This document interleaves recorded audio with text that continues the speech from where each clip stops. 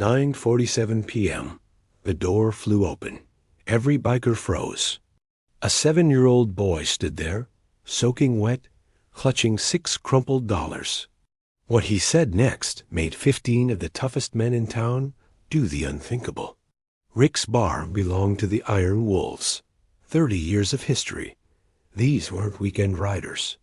Marcus Hammer Davidson, 6'4", covered in scars, once pulled 3 people from a burning car. Tommy Wrench Sullivan, master mechanic who could fix anything. 15 bikers total. Cold beers. Quiet Friday night. Nobody expected what walked through that door. Rain hammered down when Ethan Miller pushed open the heavy door. 7 years old. 62 pounds. Soaked Batman t-shirt 2 sizes too big. Marcus looked up. A kid this young, this late, in their bar? The room went silent. 15 pairs of eyes locked on this trembling boy. Ethan's lip shook. Sneakers squeaked on the floor. In his small hand, $6 bills. Crumpled. Everything from his piggy bank. Tommy started to stand, maybe to tell the kid wrong place. Then Ethan spoke, voice barely carrying across the room. I have $6. That's all I got.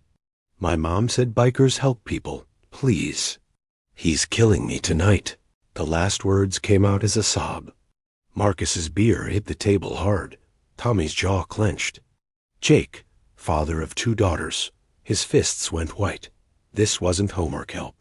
The way Ethan said, tonight, the way he shook, the way he looked at the door. This child believed he had hours to live. Where was his mother? Why a biker bar? Sarah Miller worked double shifts at the hospital, single mother doing everything. She'd left Ethan with Derek, her boyfriend of 8 months. Seemed nice. Derek had secrets. When Sarah left, Derek changed. Yelling started 3 weeks ago. Then punishments. Locked in his room, no dinner, standing in corners for hours. Last week, Derek grabbed Ethan's arm hard. Finger bruises. Ethan hid them. 7 years old, already hiding evidence. Friday night, Derek was drinking. Ethan spilled juice. Derek grabbed his throat, lifted him off the ground. Your mom works until midnight. 3 hours to teach you a lesson you'll never forget. When Derek hit the bathroom, Ethan ran.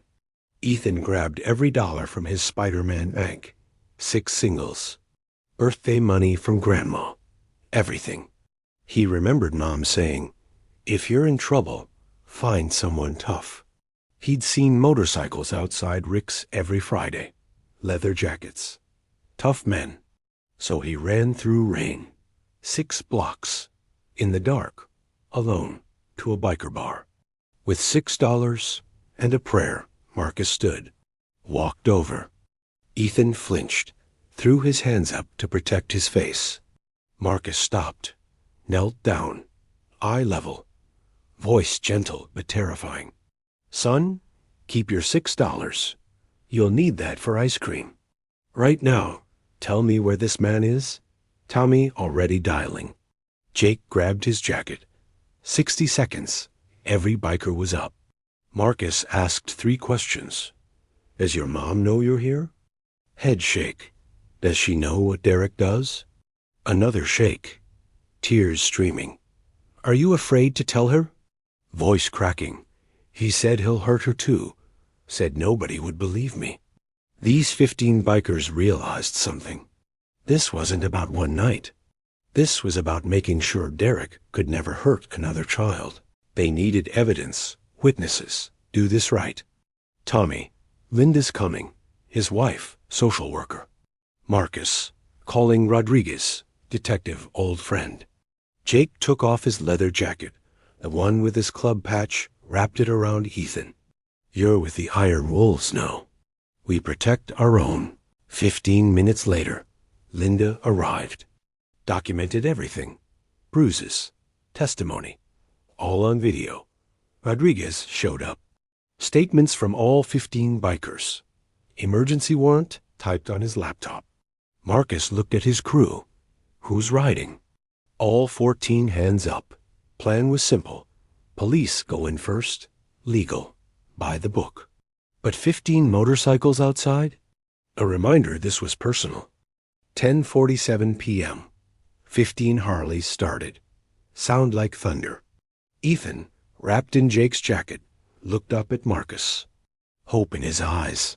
Derek heard motorcycles outside, looked out. Face went white. 15 bikes, headlights blazing, engines rumbling. Police knocked. Rodriguez told me later, "I've arrested hundreds. Never seen someone surrender faster than when Derek saw those bikers." Derek came out, hands up, didn't resist. He understood. Police would arrest him. But those 15 men?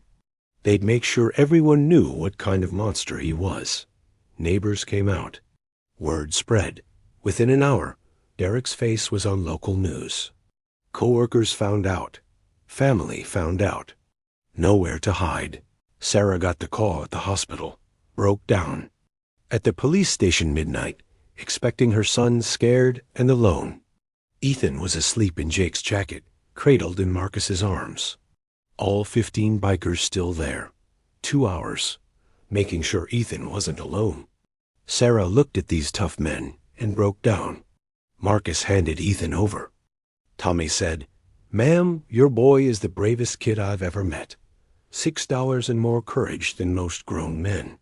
He saved himself. We just showed up." 3 weeks later, Iron Wolves threw a fundraiser, raised $14,000. Sarah took time off. Ethan got therapy, new apartment where he felt safe. But more than money, Ethan's story went viral. Not because of what bikers did, but what it revealed. How many kids are too scared to ask for help? How many hide bruises? Iron Wolves started a program, partnered with schools. 24-hour hotline. If you need help, call. Iron Wolves are listening. First year, 43 kids called. 43 children who might have suffered in silence. Ethan's 11 now. Still has Jake's jacket. Visits Rick's every Friday with Mom. Coca-Cola with his biker family. Last month, his birthday, Iron Wolves threw a party. Custom helmet. Marcus gave him something special. A challenge coin. Iron Wolves logo on one side. Other side engraved. He had $6 and all the courage in the world. Because that's what happened that rainy Friday night. A 7-year-old boy taught 15 tough bikers what true bravery looks like. It's not about being fearless. It's about being terrified and asking for help anyway. Marcus says something now when he tells this story. People think we saved that kid. Truth is, he saved himself. He had the courage to walk through our door. We just had the honor of standing beside him. The Iron Wolves changed after that night. They realized their leather jackets and motorcycles, things that scared some people, could be symbols of hope for others. Now they ride to schools, talk to kids, show them that asking for help isn't weakness. It's the bravest thing you can do. Ethan started speaking at schools too, with Marcus beside him, telling his story. He tells kids, "I was terrified. I thought nobody would believe me. But I was more scared of staying silent." Hundreds of children have come forward since. Because they heard Ethan's story. Because they learned that being brave doesn't mean not being scared. Derek, he got 12 years. Parole denied twice. Sarah, she met someone new, someone good. They got married last year. Ethan walked her down the aisle. Guess who stood as groomsmen? Marcus, Tommy, and Jake. Because that's what family does. If this story moved you, share it.